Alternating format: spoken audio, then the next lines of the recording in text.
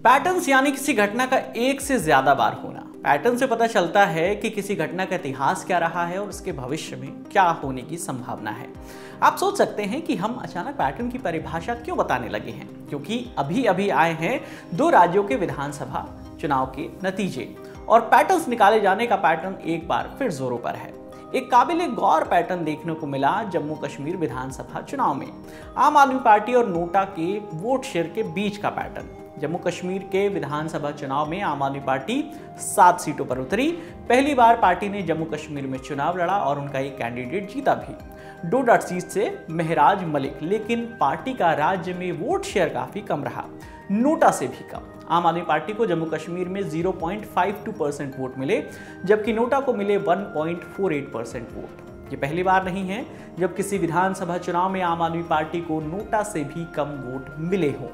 आपको 2023 में लिए चलते हैं, कर्नाटक में विधानसभा चुनाव हुए। आम आदमी पार्टी को वहां पर मिले 0.58% वोट, जबकि नोटा को वोट मिले 0.69%। 2023 में राजस्थान में भी विधानसभा चुनाव हुआ। यहाँ पर आम आदमी पार्टी को मिले 0.38% वोट और नोटा को मिले 0.96% वोट। साल 2023 में मध्य प्रदेश में भी विधानसभा चुनाव हुए। वहां पर आम आदमी पार्टी को मिले 0.54% वोट और नोटा को मिले 0.98% वोट। इसके अलावा छत्तीसगढ़ में जो 2023 में विधानसभा चुनाव हुए, वहां पर आम आदमी पार्टी को 0.93% वोट मिले, जबकि नोटा को मिले 1.26% वोट। इसके अलावा जम्मू कश्मीर की हमने बात की ही। जम्मू कश्मीर में अभी जो चुनाव हुए, आम आदमी पार्टी को मिले 0.52% वोट और नोटा को मिले 1.48% वोट। नोटा क्या होता है वो आप जानते ही हैं। वोटिंग मशीन यानी ईवीएम में सबसे नीचे नोटा का ऑप्शन होता है। नोटा मतलब none of the above. NOTA चुनने का मतलब है कि वोटर किसी भी कैंडिडेट के लिए वोट नहीं करना चाहता। नोटा का इस्तेमाल सबसे पहले साल 2013 में छत्तीसगढ़ समेत कुछ राज्यों में जो विधानसभा चुनाव हुए थे उसमें हुआ था। इस पर डाले गए वोट्स को इनवैलिड वोट्स मानते हैं। ये वोट्स चुनावी नतीजों पर कोई असर नहीं डालते हैं। तो फिर नोटा की ज़रूरत क्या है? क्योंकि वोटर्स को राइट टू रिजेक्ट का अधिकार है, यानी नकारने का अधिकार।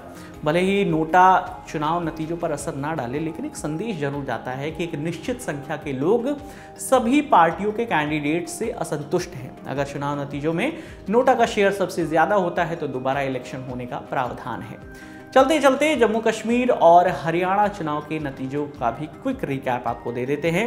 जम्मू कश्मीर में नेशनल कॉन्फ्रेंस और कांग्रेस के गठबंधन को जीत हासिल हुई है और उमर अब्दुल्ला अभी मुख्यमंत्री पद के लिए फ्रंट रनर के तौर पर उभर रहे हैं। वहीं हरियाणा में भाजपा सरकार लगातार तीसरी बार बनने जा रही है और नायब सिंह सैनी ही फिर से राज्य के मुख्यमंत्री बन सकते हैं।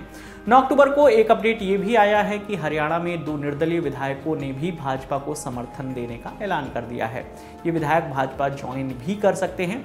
दोनों ही राज्यों में शपथ ग्रहण की तारीख आनी अभी बाकी है। इन सब बातों के बीच फिलहाल आम आदमी पार्टी जरूर नोटा से पिछड़ने के इस पैटर्न को आने वाले चुनाव में तोड़ना चाहेगी, खासतौर पर इसलिए भी क्योंकि आम आदमी पार्टी अब एक नेशनल पार्टी है।